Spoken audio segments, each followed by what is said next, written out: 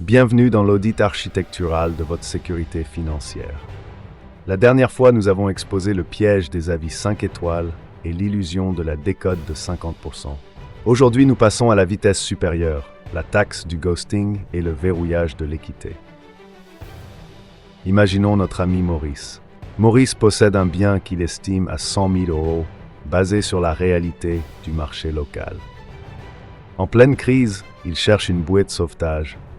Il envoie ses données les plus privées, relevés bancaires, pièces d'identité, titres de propriété, à un courtier qui lui promet un sauvetage via une simulation de réméré. La fondation fantôme. Mais regardons d'abord les fondations. Dans la première simulation, l'entreprise attribue une valeur de 100 000 euros au bien de Maurice. Mais ont-ils envoyé un expert? Non.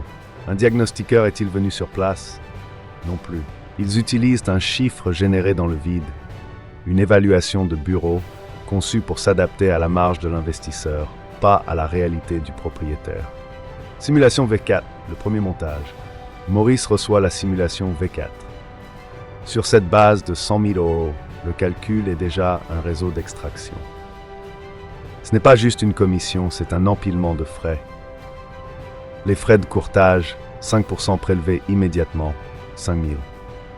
Les frais de notaire, environ 1,6%. L'indemnité d'occupation, c'est le gros morceau.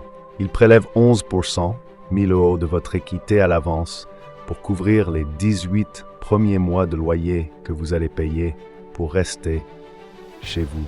Dans cette version, il reste à Maurice environ 42 400 euros de liquidité nette et sa faculté de rachat, le prix pour acheter sa propre maison, est fixé à 66 000 euros.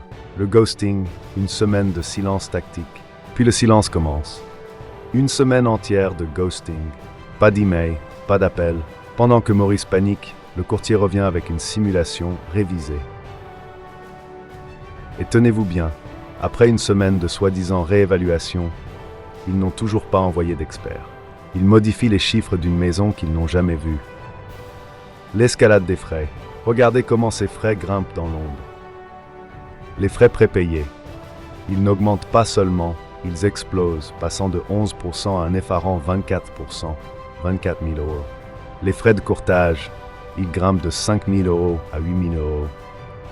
Les frais de notaire, ils doublent presque, passant de 1 600 euros à 3 000 euros.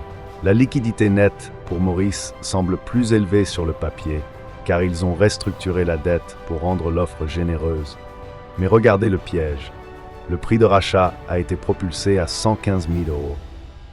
Le verrouillage de l'équité. La maison de 100 000 euros de Maurice coûte désormais 115 000 euros pour être récupérée. C'est le verrouillage de l'équité. En le ghostant pendant une semaine, ils ont fabriqué un moment de pression à prendre ou à laisser, où le rachat n'est plus une réalité, mais un mirage. Parlons des probabilités. Avec un prix de rachat à 115% de la valeur du bien, la probabilité de succès pour Maurice est de moins de 1%. Maurice aurait besoin d'un miracle ou d'une explosion du marché de 20% juste pour atteindre l'équilibre.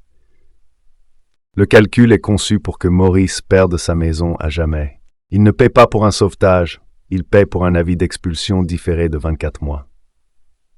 L'otage de données est la partie la plus dangereuse. Pendant qu'ils vous ghostent et sabrent votre liquidité, ils détiennent toujours votre identité. Vos relevés, votre situation familiale, vos actes de propriété. Au lieu d'agir comme une entreprise professionnelle, ils gardent vos données en otage pendant que le chronomètre tourne. S'ils ne répondent pas à un simple email, pourquoi sont-ils autorisés à garder votre ligne de vie dans leur coffre-fort? Conclusion. Ne laissez pas une simulation devenir votre pierre tombale architecturale. Si le prix de rachat est supérieur à la valeur du bien, la maison est déjà perdue.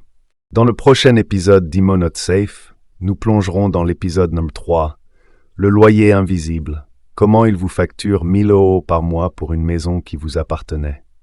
Auditez la simulation avant que la simulation ne vous audite.